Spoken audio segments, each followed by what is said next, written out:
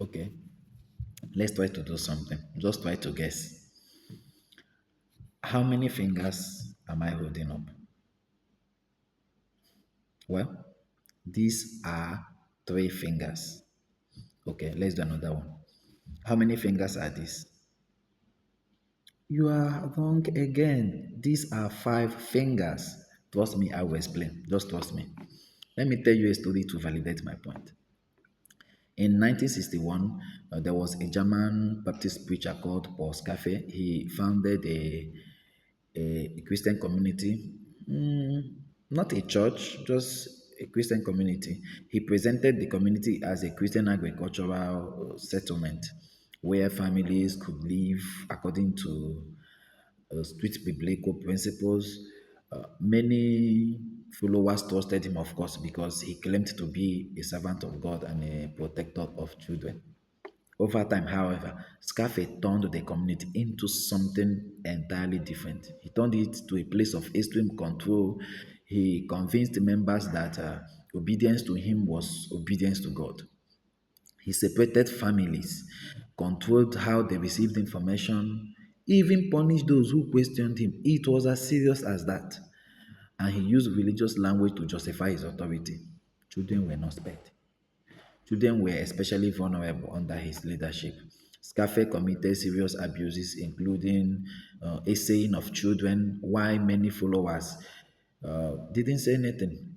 Some didn't know the full extent of his crime, and some were only manipulated into remaining silent. But some of the members who tried to leave were threatened, and the community operated for decades, for years, almost like a closed society where Scaffe had enormous control. The situation later became public after an investigation was launched. The the people got to know about the crime taking place in that place. Scaffe fled for years, but was eventually arrested in Argentina in 2005. Yes, he was later convicted for child sexual abuse and he died in prison in 2010. The tragedy of this whole story shows how religious language can be misused to hide wrongdoing. Scaffe used the trust people placed in him as a spiritual leader to create an environment where questioning him was treated as rebellion. Now, that is the end of the story. Don't look surprised. These manipulations and deceptions still happen today. We still see pastors who manipulate us into doing things that are unthinkable. At the beginning of the video, I showed you something. I showed you five fingers and I told you there are three. And I showed you three fingers and told you there are five. And while you were somehow doubting it, I told you to believe me. That is what we do today in our actions.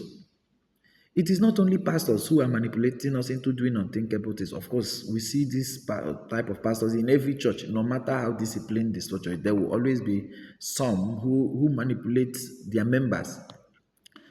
But we do these things in our business places, in our offices, and even in our homes. We do it. We deceive. We manipulate. Deception, manipulation, and somehow we are beginning to be comfortable with it. We do things and we don't want to be judged for it. We rather make people feel that it is their fault. We deceive people, even those who trust us. But this is all I have to say. Deception is a recipe for destruction and broken trust. Nothing more, nothing less. Deception, it is a recipe.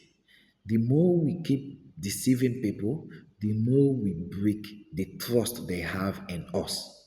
And sometimes this thing there may be a spillover. They may even carry the lack of trust to another person. And we keep grooming people in our society who can't trust because they have seen enough deception, they have seen enough manipulation. We shouldn't be showing people five fingers and tell them it is three. We shouldn't be showing them three fingers and tell them it is five. That is deception. That is manipulation.